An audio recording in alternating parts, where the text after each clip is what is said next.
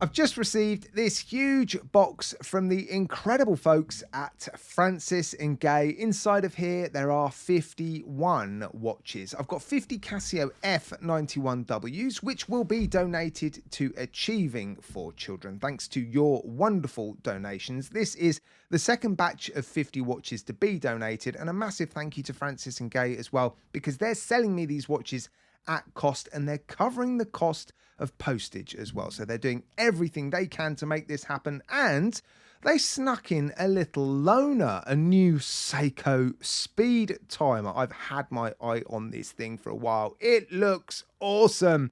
It's definitely different. You're going to want to stick around because I'm going to tell you everything you need to know about this Speedtimer. And there it is, just look at it. It has to be one of the weirdest and funkiest looking Seikos that you've seen since, well, probably the 90s, because Seiko did go through a phase of creating fairly similar looking watches in the 90s, circular cases with individual circular subdials on them, but those were designed to be more sort of futuristic and spacey, whereas this is purely functional. It is a Prospex chronograph watch. It's designed to basically be a stopwatch you wear on your wrist. Now, there are 5 variations of this watch, and this is my favorite actually. This is the one I asked for because I like this sort of silvery white dial. There is actually vertical brushing on the silver part of the dial, and then you've got the contrasting subdials and contrasting ring around the outside of the dial. So it's a sort of panda dial. I think that's how they're referring to it actually, as the panda variation. But yeah, they are making some others, limited edition versions as well, and the prices actually surprised me.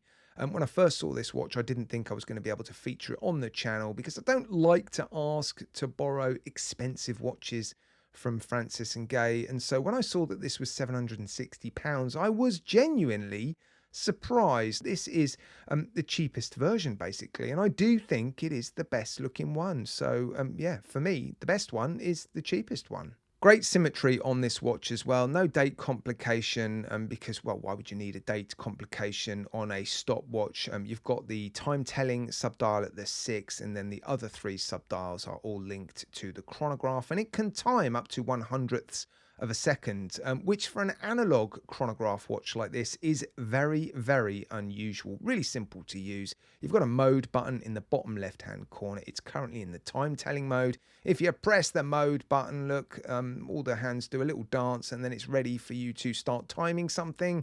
Start, stop, reset. There's also a split function, so you can start, and then you can press this split button in the top left hand corner, look, and it stops. And then if you press it again, it's going to jump to what the time would have been had you just continued to let the chronograph function run. There is another function within the split timer. If you start the stopwatch at the start of a race and then press the split timer button when the first place runner, for example, wins the race, the hands will stop, giving you the winner's time. But if you then follow that up by pressing the start stop button, nothing happens. But what that does is that allows you to get the exact time of, let's say, second place. So if you then press the split timer function, the hands automatically jump to the second time.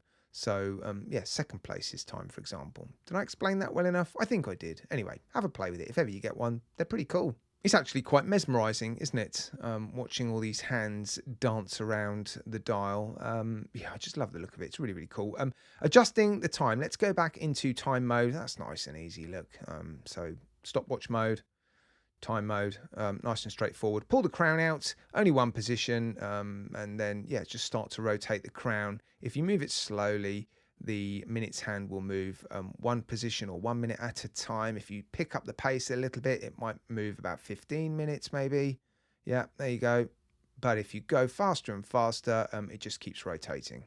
There are some clicks within the crown, which is useful when you're moving the hand minute by minute, but if you're obviously doing it a bit faster, those clicks don't really represent anything. There is some loom. I'll show you the loom at the end of the video. I'll do my usual loom degradation video. Sapphire crystal. I think we should expect sapphire crystal from Seiko at this price point. I'm a little bit disappointed though. It's not double domed. Look, it's single domed, and that's a real shame actually, because they have finished off these subdials beautifully around the edge. Look, you can see sort of polished edges, and if you hold the watch at a tight angle, you lose visibility of that. And obviously when you're looking directly down at the watch, they're not that obvious. They're more obvious when you've got the watch at a sort of 45-degree angle. And yeah, I think if there was double domed crystal on this watch, that additional clarity through to the dial would be a bit of a bonus, I think, but it's not a big deal. At least there is sapphire crystal and blue AR coating as well. Although this is a very functional watch, they've garnished it with a few polished edges, which is nice. Look, at the end of the case here, on the bezel and around the outside of the subdials, like I've already mentioned, no polishing on the side of the case or on top of the lugs, no polished chamfered edges or anything like that. The bracelet and the clasp completely brushed, and the pushes are all brushed. I'm not seeing any polished surfaces there. But yeah, a splash of reflection from the watch around the bezel and around those subdials is nice. I think had those not been there, it would have looked quite matte and sort of plain. So yeah, I think that was a good decision. While the watch is still in time mode, I'm just going to press these presses to see how they feel, because when the watch is in stopwatch mode, you don't tend to pay much attention to how these presses feel, but yeah, when it's not in stopwatch mode, you can just press them and obviously focus on the feel. They're quite spongy, there's no clicks, there's no sound. You know, they're functional, aren't they? It's not like a mecha quartz or a mechanical chronograph movement. They're fine. It's what I expected, I think. Right, let me just run through some of the specifications I haven't covered. The movement inside this is the caliber 8A50. It is a solar quartz chronograph. There is an overcharge prevention function because it is a solar quartz chronograph movement. There's also a low power indicator, so when the watch is low on power, the three subdials which form the chronograph all face towards the 6 o'clock, so I guess that makes the watch look a little bit sad. There's no power. Charge me up, please, is basically what it's saying. The battery will last 6 months when it's fully charged. You can also realign the hands, so if you find your hands for the chronograph function, for example, aren't facing upwards nicely when it's in the rest mode like this, you can realign them, so that's good to know. There is some loom, Seiko Lumi Bright, plus minus 15 seconds a month, and 100 meters of water resistance, but do not press any buttons underwater or even when the watch is wet. I've read the instructions, can you tell? Here it is then on my roughly average sized wrist, and it doesn't look as big as I was expecting it to, and it sits flatter on my wrist than I was expecting it to. When it was in my hands and I was looking at it from the side, I thought it actually looked quite deep. It's not too tight either. I don't know how Seiko does it, but I've managed to get pretty much a perfect fit despite there only being 2 micro adjustments, so it's not too tight. It's not like the case is being compressed into my wrist. It feels very, very comfortable, but yeah, it really just doesn't sit as high as I was expecting it to. Decent weight distribution as well, because you've got a fairly substantial bracelet. It's not too wide as well. I'm not a fan of really broad, wide bracelets. There is some taper to it, not a lot, but a little bit of taper. So yeah, in terms of its size and its wearability, I'm very pleasantly surprised. Looks, well, I don't know if good is the word you would use. It's different, isn't it? I mean, I like the way it looks. I definitely like the way it looks.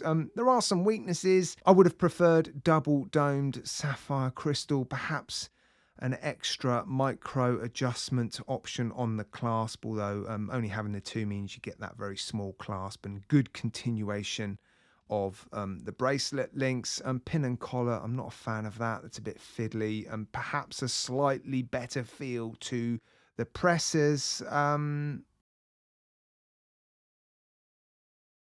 But actually, none of those are too major. The alignment's good. The fit and finish and the build quality is good. £760 for this watch, and you can usually get 10% off websites like Francis and Gay if you sign up to newsletters. So if you wanted to get this for sub £700, I'm pretty sure you could. Yeah, I'm actually surprised by the price as well. Guys, let me know what you think in the comments section. Have you got room in your collection for one of these? It's definitely different. I like it.